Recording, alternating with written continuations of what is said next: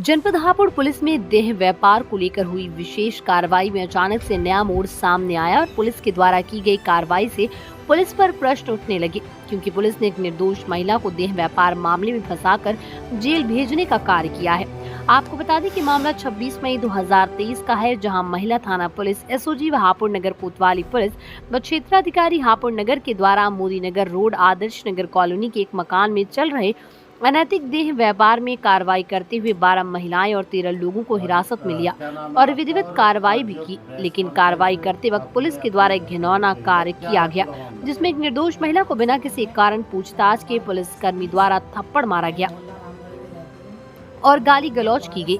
Video में महिला द्वारा बार बार बताया जा रहा है कि वो एक अनैतिक कार्य नहीं करती, उसका इसमें कोई दोष नहीं है।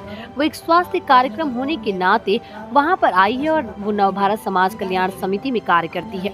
लेकिन पुलिस द्वारा एक भी ना सुनी और जब महिला ने गले में पड़ा हुआ अपना आई कार्ड पुलिसकर्मियों को दिखाया तो पुलिसकर्मियों ने गाली गलौज करते हुए उस पर एक थप्पड़ मार दिया और आनन फानन में महिला को गिरफ्तार कर लिया और कार्रवाई करते हुए देह व्यापार की धारा अनैतिक व्यापार निवारण हरण अधिनियम 1956 के तहत कार्रवाई कर जेल भेज दिया। उपरोक्त संबंध में मीडिया द्वारा क्षेत्राधिकारी हापुड़ नगर से बात की गई तो उनके द्वारा 2 अलग-अलग जवाब दिए गए, जो अपने आप में संतोषजनक जवाब नहीं है। पुलिस प्रशासन की इस कार्रवाई से निर्दोष महिला में रोष और पीड़ित महिला द्वारा पुलिस द्वारा इस प्रताड़ना से परेशान होकर महिला ने अपने निवास स्थान रामगढ़ी में अपनी एनजीओ नवभारत सेवा समिति के पदाधिकारियों को बुलाकर एक प्रेस वार्ता का आयोजन किया और अपनी आवाज को उठाने और न्याय दिलाने में सहायता करने के लिए मीडिया से गुहार लगाई और भविष्य में दोषी पुलिसकर्मियों के खिलाफ कार्रवाई करने की बात कही है।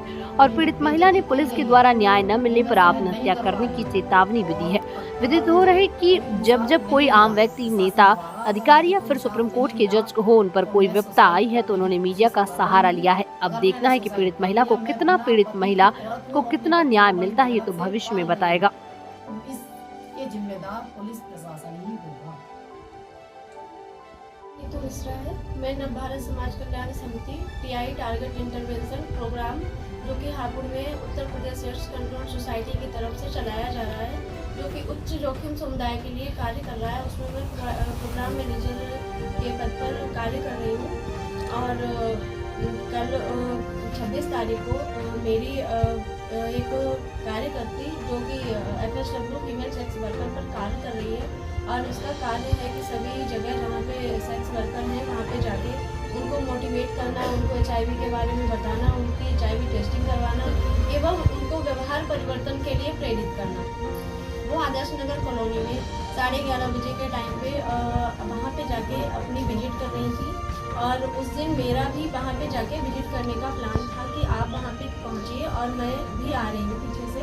तो उन्होंने मेरे पास कॉल किया कि आप आ जाइए, और यहाँ पे बहुत सारे लोग हैं जो थोड़ी सी मेरी बात को समझने की कोशिश नहीं कर रहे हैं, जो भी यहाँ पे महिलाएं हैं वो।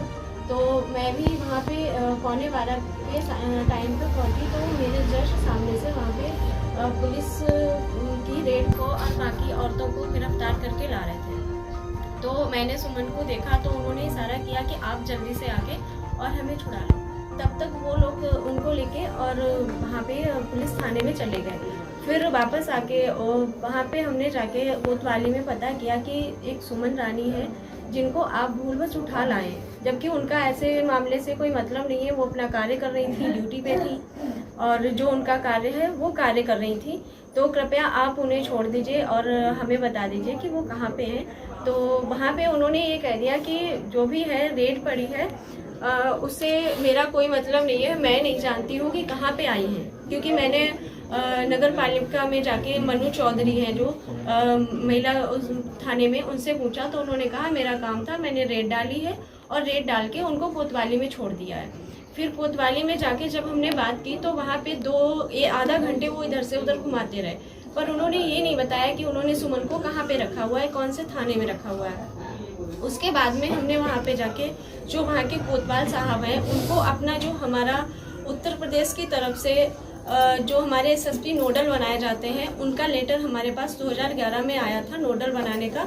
तो वो लेटर हमने वहाँ पे कोतवाल साहब को दिखाया। हमने कहा सर ये हमारी संस्था है जो कि HIV एड्स पे काम कर रही है, और हमारी वहाँ की एक क्लाइंट है जो कि मिस्टेक से उन लोगों के साथ में फंस गई है। तो मेरी आपसे रिक्वेस्ट है, कृपया आप उन्हें छोड़ दीजिए और वो बेकसूर हैं, उनका इस मामले से कोई लेना देना नहीं है, वो तो अपनी ड्यूटी कर रही थी। लेकिन उन्होंने मेरी एक भी बात नहीं सुनी। उन्होंने कहा नहीं वहाँ पे ऐसा कोई नहीं था। तो मैंने बोला नहीं कि वो थी और उनके पास आई कार्ड भी है, उनके पास संस्था का बैग भी है।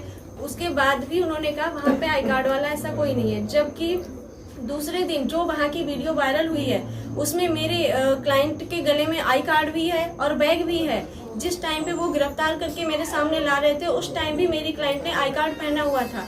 उसके बाद भी जब वो अपने स्पष्टीकरण दे रही थी कि सर मैं एनजीओ से हूँ, मैं ऑफिस से हूँ, मैं यहाँ पे अपना काम करने आई हूँ, आप मेरा आई कार्ड देखिए, आप मैं ऐसा काम नहीं कर रही हूँ, मैं ऐसी नहीं हूँ, आप मुझे गिरफ्तार मत कीजिए।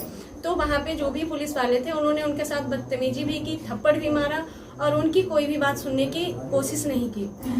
अब आगे क्या चाहते हैं? उसके बाद में देखिए हम आपको बता रहे हैं, उसके बाद में फिर सुबह 12 बजे से लेके शाम को 4 साढ़े 4 बजे तक हम सब जगह घूमते रहे, बट कहीं भी किसी थाने में किसी ने ये नहीं बताया कि उन्होंने मेरी सहायिका को कहाँ रखा हुआ है।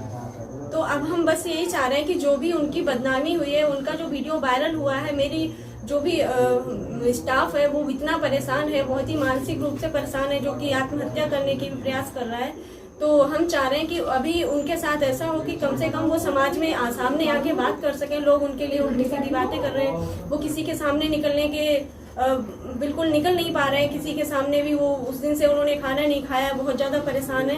तो मेरा भी प्रशासन से और मीडिया से ये रिक्वेस्ट है कि उनके जो भी उनके साथ हुआ है तो इसके लिए उनको इंसाफ मिले। और मेरा ये भी कहना है कि अगर ऐसा ही होता रहा तो फिर ये जो हम संस्था यहाँ पे चला रहे हैं जो कि स्टेट गवर्नमेंट से रजिस्टर्ड है, तो फिर हम कैसे काम कर पाएंगे।